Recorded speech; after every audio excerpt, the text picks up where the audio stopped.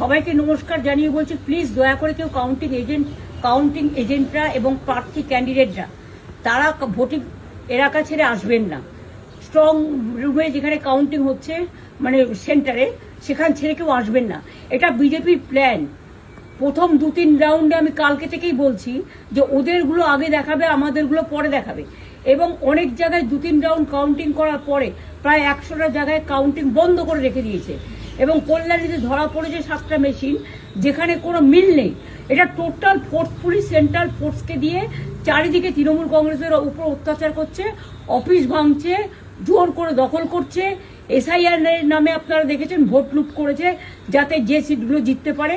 কিন্তু এখনো এমন 70টা সিট আছে, 100টা সিট আছে যেগুলো আমরা এগিয়ে আছি, সেগুলো বলছে না।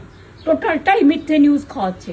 আগে ডিআইসিও এই খবরগুলো দিত, কিন্তু তাকে কালকে চেঞ্জ করে দেওয়া হয়েছে। টোটালটাই ইলেকশন কমিশন নিজের ইচ্ছে মতো খেলছে, এবং সাথে কেন্দ্রীয় বাহিনীকে নিয়ে। এবং আমাদের পুলিশরা টোটাল মাথা নত করে কেন্দ্রীয় বাহিনীর আন্ডারে কাজ করছে।